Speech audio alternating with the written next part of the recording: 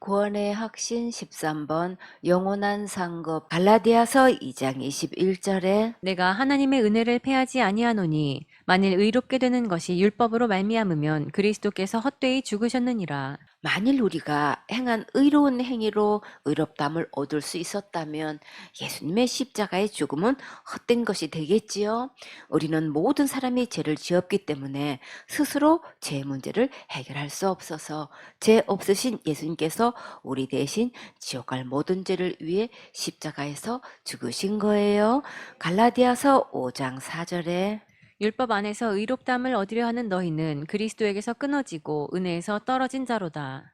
율법을 철저히 지켜서 의롭다함을 얻으려고 하면 예수님에게서 완전히 끊어지고 예수님의 십자가의 은혜에서 떨어지게 돼요.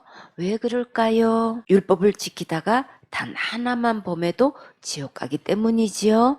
갈라디아서 3장 10절에 무릇 율법 행위에 속한 자들은 저주 아래 있나니 기록된 바 누구든지 율법책에 기록된 대로 온갖 일을 항상 행하지 아니하는 자는 저주 아래 있는 자라 하였음이라. 은찬, 율법이 몇 가지나 되나요? 113가지요. 참 잘했어요. 이 율법 중에서 큰 죄나 작은 죄나 아무 상관없이 단 하나만 범해도 저주받아 지옥 가게 돼요. 갈라디아서 3장 11절에 또 하나님 앞에서 아무나 율법으로 말미암아 의롭게 되지 못할 것이 분명하니 이는 의인이 믿음으로 살리라 하였음이니라. 그래서 율법을 지켜서 의롭게 되지 못하는 것이 분명하고 확실하고 정확한 거예요. 그럼 어떻게 의롭담을 받을 수 있을까요? 오직 믿음으로만 의롭담을 받을 수 있어요. 갈라디아서 3장 12절에 율법은 믿음에서 난 것이 아니라 이를 행하는 자는 그 가운데서 살리라 하였느니라. 율법을 지켜서 의롭게 되려고 하는 것은 믿음에서 난 것이 아니에요. 율법으로 의롭게 되려면 613가지를 한 번도 범하지 않고 다 지켜야 돼요. 갈라디아서 3장 13절에 그리스도께서 우리를 위하여 저주를 받은 바 되사 율법의 저주에서 우리를 속량하셨으니 기록된 바 나무에 달린 자마다 저주 아래 있는 자라 하였음이라. 예수님께서 십자가에서 우리를 위하여 대신 저주 받아주셔서 율법의 저주에서 우리를 건지셨어요. 창세기 4장 6절에 여호와께서 가인에게 이르시되 내가 분하여 함은 어찌미며 안색이 변함은 어찌미뇨. 가인은 자기가 재물을 잘못 들여놓고 연락되지 않았다고 오히려 하나님 앞에 이렇게 성을 내고 분한 마음으로 원망하고 험악한 인상을 쓰고 있지요. 지금도 각자의 믿음을 체크해보고 그 믿음으로는 천국 갈 수 없다고 하면 가인처럼 분을 내고 안색이 변하는 자가 너무나 많아요. 자기의 정체가 드러나기 때문에 그 안에 영이 아주 싫어하는 거예요. 창세기 4장 7절에 내가 선을 행하면 어찌 낯을 들지 못하겠느냐. 선을 행치 아니하면 죄가 문에 엎드리느니라. 죄의 소원은 내게 있으나 너는 죄를 다스릴지니라. 네가 옳은 일을 했다면 왜 고개를 들지 못하는 거야? 마음에 못된 생각을 하고 있으면 제가 문 앞에 도사리고 있다가 너를 삼켜버릴 거야. 그러니까 너는 마음을 잘 다스려서 범죄하지 않도록 잘 관리해라 하고 당부하셨어요. 우리가 악한 생각에 사로잡혀 있으면 마음의 평안이 없지요. 여기서 하나님은 가인 보고 선을 행치 않았다고 하셨지요. 하나님 말씀하신 대로 하지 않고 다른 제사를 드리면 하나님 보시기에 악한 거예요. 그러면 어떻게 하면 선한 일, 착한 일, 옳은 일을 할 수 있을까요? 기록된 성경 말씀대로 순종할 때 잘했다고 칭찬받을 수 있어요. 그러나 말씀대로 하지 않으면 죄가 문 앞에서 도사리고 앉아 있다고 하셨어요. 우리는 본능적으로 내가 하고 싶은 대로 하려고 하는 게 있지요. 그럴 때마다 하나님 말씀에 순종하도록 마음을 잘 다스리세요. 꿈나무들, 이렇게 이길 수 있는 힘은 어디서 올까요? 우리가 예배 성공할 때 이길 수 있는 힘을 공급받을 수 있어요. 예배 성공하면 인생 성공해요. 예배 성공하면 맞춤복의 역사가 있어요. 예배 성공하면 믿음의 후사가 될 수 있어요. 예배 성공하면 뛰어난 자가 될 수 있어요. 예배 성공하면 모든 일의 해피엔딩의 주인공이 될 수 있어요. 예배 성공하면 하늘의 지혜를 받을 수 있어요. 예배 성공하면 기도 응답이 잘 될 수 있어요. 예배 성공하면 치료의 강선이 비칠 수 있어요. 예배 성공하면 마음이 평안하고 쉼을 얻을 수 있어요. 예배 성공하면 불쌍히 여김을 받을 수 있어요. 예배 성공하면 영원한 기업을 받을 수 있어요. 예배 성공하는 것은 사람의 본분이에요. 우리는 하나님의 은혜가 절실히 필요하고 하나님은 우리의 예배가 필요하셔요. 예배를 통해서 이렇게 위로부터 모든 것을 받을 수 있으니까 생손의 식구들은 모두 예배 성공해서 행복한 멋진 주인공 되세요. 창세기 4장 8절에 가인이 그 아우 아벨에게 고하니라. 그 후 그들이 들에 있을 때에 가인이 그 아우 아벨을 쳐 죽이니라. 가인은 아벨을 들로 불러내어 큰 사고를 치고 말았어요. 가인은 결국 죄에 삼켜서 동생을 이렇게 죽이고 말았지요. 창세기 4장 9절에 여호와께서 가인에게 이르시되 내 아우 아벨이 어디 있느냐? 그가 가로되 내가 알지 못하나이다. 내가 내 아우를 지키는 자니이까.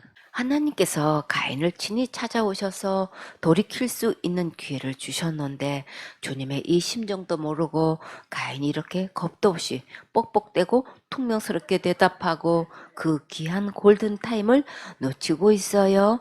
창세기 4장 10절에 가라사대 내가 무엇을 하였느냐? 내 아우의 핏소리가 땅에서부터 내게 호소하느니라. 주님께서 가인을 찾아가셔서 아벨이 어디 있냐고 왜 물으셨을까요? 하나님께서 가인에게 마지막 기회를 주신 거지요. 가인이 하나님 앞에 엎드려 주님 잘못했어요. 죽을 죄를 저질렀어요. 불쌍히 여겨주세요. 살려주세요 하고 간절히 은혜를 구했으면 정말 좋았겠지요. 근데 하나님 앞에 너무나 뻣뻣하고 강박하게 나왔지요. 그러면 이제 가인은 어떻게 될까요? 내 아우의 핏소리가 땅에서부터 내게 호소하느니라. 내 동생 아우의 핏소리가 땅에서부터 호소한다고 하셨어요. 인간의 죄 때문에 땅이 탄식하는 거예요. 이 끔찍한 장면을 땅도 보고 초목도 보면서 정말 큰 충격을 받았겠지요. 로마서 8장 22절에 피조물이 다 이제까지 함께 탄식하며 함께 고통하는 것을 우리가 아나니 이렇게 피조물이 다 함께 탄식하고 함께 고통하는 줄 사람들은 잘 모르지요. 창세기 4장 11절에 땅이 그 입을 벌려 내 손에서부터 내 아우의 피를 받았은즉 내가 땅에서 저주를 받으리니 땅이 아벨의 피를 받으면서 정말 너무나 놀랐겠지요. 그 다음부터 땅은 가인에게 어떻게 했을까요? 창세기 4장 12절에 내가 밭 갈아도 땅이 다시는 그 효력을 내게 주지 아니할 것이요 너는 땅에서 피하며 유리하는 자가 되리라. 아무리 밭을 갈고 구름도 주고 김을 매도 소출이 없으면 헛농사 지었다고 하지요. 다음 해에도 그 다음 해에도 계속 소출이 없으면 더 이상 농사를 지을 수가 없지요. 그래서 먹고 살려다 보니까 이리저리 떠돌아다니는 방랑자가 되었고 결국 죄에 삼켜서 이렇게 되고 말았어요. 그런데 정말 심각한 것은 가인의 이 끔찍한 사건이 곧 누구의 사건인가요? 내 사건이지요. 우리도 가인과 다를 바 없는 똑같은 범죄자들이라고 하면 화내실 건가요? 이 말씀 듣기가 몹시 불쾌하고 억울하신가요? 말도 안 되는 억지라고 생각되시나요? 가인이 바로 본인이라면 도저히 인정할 수가 없을까요?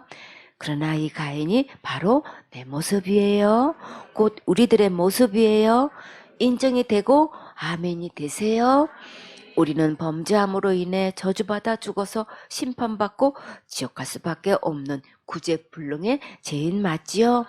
아직도 아멘이 안 되시면 이 말씀을 계속 들으세요. 요한일서 3장 15절에 그 형제를 미워하는 자마다 살인하는 자니 살인하는 자마다 영생이 그 속에 거하지 아니하는 것을 너희가 아는 바라. 우리는 마음으로 미워만 해도 살인한 자이고 마음에 음욕만 품어도 음행죄를 지은 자이고 율법 하나만 범해도 지옥 가고 화 한 번만 내도 지옥 가고 욕 한 번만 해도 지옥 갈 수밖에 없어요. 우리는 어디서 무엇을 하든지 하나님께서 부르시면 모든 것을 두고 가야지요. 그래서 인생은 미완성이란 말도 있어요. 우리는 아무리 애쓰고 힘써 노력해도 죽음 앞에서 버틸 장사가 없지요. 이런 죄를 지었든 저런 죄를 지었든 죄의 삭은 사망이기 때문에 죽음을 이길 수 없어요. 내가 천국 가려고 열심히 충성봉사 헌신하고 있다면 그것은 가인과 같은 제사를 드리고 있는 거예요. 그게 어떻게 가인과 같은 제사일까요? 그것으로는 죄를 해결할 수 없기 때문이에요. 이사야 16장 12절에 모압 사람이 그 산당에서 피곤하도록 봉사하며 자기 성소에 나아가서 기도할지라도 무효하리로다. 힘에 지나도록 충성봉사 헌신하고 새벽기도 철야기도 밤새 기도해도 그것으로는 천국에 갈 수 없다는 거예요. 많은 사람들이 원죄는 예수님이 해결하셨는데 자범죄는 자기가 해결을 해야 한다고 가르치고 있지요. 그러나 날마다 회개 기도한 것으로는 천국 갈 수가 없으니까 다 무효가 되는 거예요. 예수님은 우리의 지옥 갈 모든 죄를 십자가에서 죽음과 부활로 단번에 다 해결하셨어요. 단번에 영원한 구원을 이루시고 영원히 온전케 하셨고 거룩하게 하셨고 깨끗하게 하셨고 의롭게 하셨어요. 말씀대로 기록된 대로 모든 죄를 단번에 용서하신 예수님을 믿어야만 천국 갈 수 있어요. 이제 더 이상 내가 한 것에 속지 말고 옳게 분별해서 오직 성경 말씀대로 믿으세요. 갈라디아서 5장 6절에 그리스도 예수 안에서는 할례나 무할례가 효력이 없되 사랑으로서 역사하는 믿음뿐이니라. 천국은 내가 무엇을 한 것으로 가는 게 아니고 오직 믿음으로 가는 거예요. 다 같이 찬양. 믿음으로 가는 나라 하나님 나라. 사도행전 15장 11절에 우리가 저희와 동일하게 주 예수의 은혜로 구원받는 줄을 믿노라 하니라. 유대인이든 이방인이든 동일하게 오직 예수님의 십자가의 은혜로만 구원받을 수 있어요. 자, 여러분은 이 예수님을 믿고 구원받았습니까? 사도행전 16장 30절에 저희를 데리고 나가 가로되 선생들아 내가 어떻게 하여야 구원을 얻으리이까 하거늘 가로되 주 예수를 믿으라 그리하면 너와 내 집이 구원을 얻으리라 하고 내가 어떻게 하여야 구원을 얻을 수 있습니까? 다 같이 주 예수를 믿으라. 그리하면 너와 내 집이 구원을 얻으리라. 누구든지 이 예수님만 믿으면 지금 구원받을 수 있어요. 오늘 받을 수 있어요. 에베소서 2장 8절에 너희가 그 은혜를 인하여 믿음으로 말미암아 구원을 얻었나니 이것이 너희에게서 난 것이 아니요 하나님의 선물이라 행위에서 난 것이 아니니 이는 누구든지 자랑치 못하게 함이니라. 오늘 하나님께서 은혜로 주시는 이 구원의 큰 선물을 한 명도 빠짐없이 모두 받으세요. 창세기 4장 13절에 가인이 여호와께 고하되 내 죄벌이 너무 중하여 견딜 수 없나이다. 율법대로 한다면 정말 그 죄벌이 너무나 무겁지요. 여러분은 지옥할 수밖에 없는 죄인이라는 사실이 정말 깨달아지세요. 지금까지 나름대로 열심히 예수님 믿는다고 했어도 말씀대로 믿음이 아니면 천국 갈 수 없어요. 어느 누구도 우리 힘으로는 제 문제를 도저히 해결할 수 없는데 가인에게 돌 던지는 사람이 많지요. 그런데 이 가인이 곧 누구인가요? 곧 나지요? 천부당 만부당한 말인가요? 여러분은 한 번도 형제를 죽인 적이 없었나요? 정말 갈수록 너무나 가당치 않는 말인가요? 그러면 여러분은 한 번도 형제를 미워해 본 적이 없었나요? 미워하면 하나님께서 살인한 것으로 계산하셔요. 요한일서 3장 15절에 그 형제를 미워하는 자마다 살인하는 자니 살인하는 자마다 영생이 그 속에 거하지 아니하는 것을 너희가 아는 바라. 누구를 미워했든 미워한 것은 다 살인죄로 계산하시지요. 이것이 깨달아지면 가인이 당면한 이 문제가 곧 내 문제라는 것을 깨닫게 돼요. 창세기 4장 14절에 주께서 오늘 이 지면에서 나를 쫓아내시온즉 내가 주의 낯을 배웁지 못하리니 내가 땅에서 피하며 유리하는 자가 될지라 무릇 나를 만나는 자가 나를 죽이겠나이다. 가는 곳마다 땅이 외면하면 어디 가서 살 수 있을까요? 우리는 다 사형 선고 받은 죄수들이에요. 왜냐하면 우리는 누구나 다 언제 어디서 어떻게 죽을지 아무도 모르지요. 하나님께서 가인에게 과연 어떻게 해결해 주실까요? 가인을 해결해 주시면 우리도 해결받을 수 있지요. 그래서 우리도 소망이 있어요. 창세기 4장 15절에 여호와께서 그에게 이르시되 그렇지 않다. 가인을 죽이는 자는 벌을 7배나 받으리라 하시고 가인에게 표를 주사 만나는 누구에게든지 죽음을 면케하시니라. 하나님은 가인에게 그렇지 않다고 하시고 죽임을 면케하는 표를 주셨어요. 그러면 우리도 하나님으로부터 둘째 사망 곧 지옥을 면케하는 표를 받아야겠지요. 마가복음 10장 27절에 예수께서 저희를 보시며 가라사대 사람으로는 할 수 없으되 하나님으로는 그렇지 아니하니 하나님으로서는 다 하실 수 있느니라. 무엇이든지 다 하실 수 있으신 전능하신 하나님께서 가인에게 죽음을 면케하는 표를 주셨어요. 그러면 우리도 죽음을 면케하는 이 표를 받으면 되겠지요. 예수님은 어떻게 이 표를 우리에게 주셨을까요? 죄의 삭은 사망이기 때문에 예수님은 이 문제를 대신 죽으심으로 이 표를 우리에게 주셨어요. 죄 지은 우리는 이 죄 문제를 해결할 수 없기 때문에 죄 없으신 예수님께서 친히 담당하신 거예요. 어떻게 담당하셨나요? 다 같이 예수님께서 내 죄를 위해 십자가에서 죽으시고 부활하셔서 지옥 갈 내 모든 죄를 영원히 담당하셨지요. 단번에 영원히 용서하신 것이 믿어지면 둘째 사망 곧 지옥을 면할 수 있는 이 표를 받을 수 있어요. 나 스스로 지옥 갈 모든 죄를 해결할 수 없다는 것을 깨닫고 예수님께 나가면 죽음을 면하는 이 표를 은혜로 받을 수 있어요. 죽음에는 두 가지 죽음이 있어요. 육신이 영혼과 분리되는 죽음이 있고 영혼이 하나님과 영원히 분리되는 죽음이 있어요. 이 죽음은 둘째 사망 곧 지옥 가는 것을 말해요. 자, 여러분은 지옥을 면케하는 이 표를 받았습니까? 이 표는 믿음으로 받는 거예요. 구약에서 이스라엘 백성들은 어떻게 죽음을 명쾌하는 이 표를 받았는지 상고해 볼까요? 출애굽기 12장 13절에 내가 애굽 땅을 칠 때에 그 피가 너희의 거하는 집에 있어서 너희를 위하여 표적이 될지라. 내가 피를 볼 때에 너희를 넘어가리니 재앙이 너희에게 내려 멸하지 아니하리라. 어린 양의 피가 문 좌우 임방 설주에 발라져 있으면 죽음의 재앙이 지나갔지요. 내 마음의 문에도 어린 양 예수님의 피가 발라져 있으면 지옥의 재앙을 면할 수 있어요. 이 표는 곧 누구실까요? 예수님이시지요. 지옥 갈 모든 죄를 영원히 용서하신 예수님을 마음으로 믿으면 내 마음에 예수님의 피가 발라져 있어요. 예수님의 피가 곧 표고 표적이에요. 아벨이 어린 양으로 제사를 드린 것은 곧 예수님을 믿고 예배 드린 거예요. 우리도 오직 예수님의 피를 힘입어야만 죽음을 면할 수 있고 천국 갈 수 있어요. 이제부터는 아벨이 드린 어린 양의 피로 제사 드려야겠지요.